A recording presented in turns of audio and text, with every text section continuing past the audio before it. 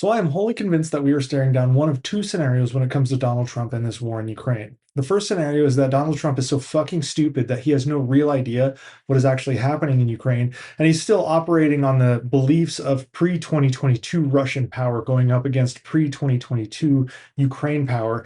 And he is having that belief reinforced through discussions with pro Russian entities within his own administration, as well as Putin himself, who is trying to maintain that narrative despite the rest of the world seeing in full view that Russia is completely and absolutely a paper tiger who cannot properly bring this war to a close in their favor without the complete surrender of the West and its support of Ukraine. Now, the second scenario is that Trump himself is 100% in bed with Putin for whatever reason, whether Putin has some sort of leverage over him, or Trump admires Putin and his dictatorial ways, or some other nefarious business or crime syndicate reasons that no one knows about. But the actions of Donald Trump are not one of American values, and they absolutely run counter to every single previous administration, no matter if it was Republican or Democrat. It's weirdly starting to seem like Trump is assisting Putin in his attempts to string Ukraine and Europe along in order to help Putin buy time and outlast those that support Ukraine. Either way, this is not leadership. It's a gutless betrayal that reeks of stupidity or complicity. And either way, it's fucking unforgivable. Apparently, the meeting between Trump and Zelensky that took place at the White House on Friday turned into a shouting match with Trump cursing at Zelensky, tossing Ukraine's battlefield maps around like garbage, and parroting Putin's threats word for word, demanding Zelensky surrender Donbass. And the irritating thing is, despite the fact that Trump admires him, Putin is not a statesman. He is evil, plain and simple, with an international criminal court warrant for kidnapping thousands of Ukrainian kids, ripping them from families, and shipping them to Russian indoctrination camps. Investigators have documented many horrors being conducted by the Russian military. Mass graves in Bucha with civilians shot, hands bound, tortured chambers in Izum where people were electrocuted, raped women and children in occupied towns, and deliberate strikes on hospitals, schools, and apartment blocks. Russia bombed Mariupol to rubble, killing tens of thousands in a siege that starved people out, and now they're hitting power grids to freeze millions in winter, cutting electricity to some 70% of the houses in Kyiv just last month alone. That is not war. That is genocidal terror. Trump wants to reward this by forcing Zelensky to cede territory. That's not just wrong, it is morally bankrupt, complicit in bloodshed, and a disgrace to everything America claims to stand for. I mean, even from a perspective of wanting to be the winner, Trump is backing the wrong horse here. Trump's delusional Russia's doing great bullshit ignores the truth screaming from the front lines. Militarily, Russia is a bleeding wreck. The UK Ministry of Defense pegs their 2025 casualties at over 332,000 killed and wounded, piling onto total losses exceeding 1.1 million since 2022. The Russians are losing 1,000 to 1,200 troops daily, thrown into meat grinder assaults where conscripts who are barely trained get shredded by Ukrainian drones, rockets, and machine gun fire. Russian desertions are skyrocketing. Ukrainian intel says 70,000 troops are expected to ditch the Russian military this year alone, with whole units in Luhansk refusing orders, sick of being cannon fodder without proper gear.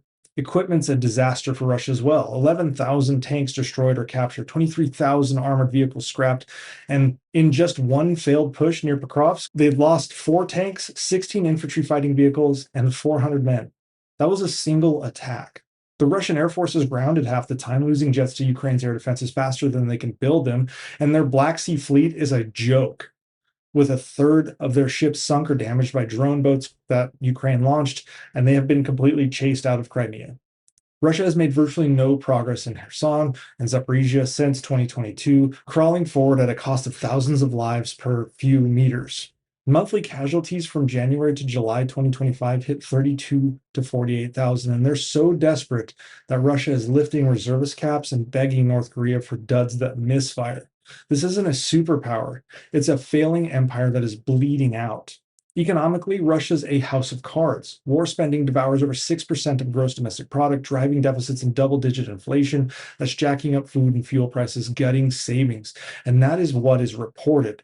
And we have learned that Russia is just flat out lying about spending, so it's likely much more. Their real GDP, as they report, is down 12% from pre-war projections, with hundreds of billions in losses. Ukrainian drone strikes on refineries and gas plants are slashing oil exports, forcing reliance on discounted sales to China and India. Sanctions block chips and machinery, so they're ripping parts from washing machines and begging for support from Iran. Even with some European Union energy imports sneaking through, the Russian economy is isolated with capital fleeing and tech strangled. Putin's so called fortress is a crumbling mess, and Trump's too dense or too cozy to see it. Strategically, Trump's pitch is brain dead. He wants an end to this war. He's not doing the right thing. Ukraine begged for Tomahawk cruise missiles to hit Russian depots and airfields, raising Moscow's costs and forcing them to the negotiating table. Trump said no and then demanded an outright surrender from Ukraine, rewarding the invader and screwing the victim. That's Moscow's playbook. Freeze conflicts like Transnistria or Abkhazia, rearm, and strike again. Lock in today's lines, and you just can schedule the next war when everyone's kind of bored on the global stage. If Ukraine loses, it's a disaster for the United States and the world. Russia grabs thousands of square kilometers, shredding North Atlantic Treaty Organization deterrence and forcing America to spend billions more, way beyond the 0.3 to 0.5% of GDP we've given in aid to Ukraine. Only this time, we're now spending it on surges to Europe, air defenses, and naval patrols to stop Russia's next invasion. Energy markets will tank like they did in 2022, back when oil hit $100 a barrel. Wheat prices doubled, spiking food shortages globally. Beijing, Tehran, Pyongyang, all of them get bold, raising the odds of a full Article 5 clash that drags us into war.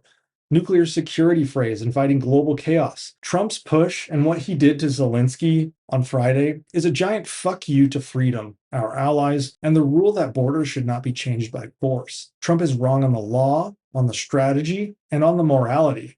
He's a reckless idiot that should be vilified for endangering everything America stands for.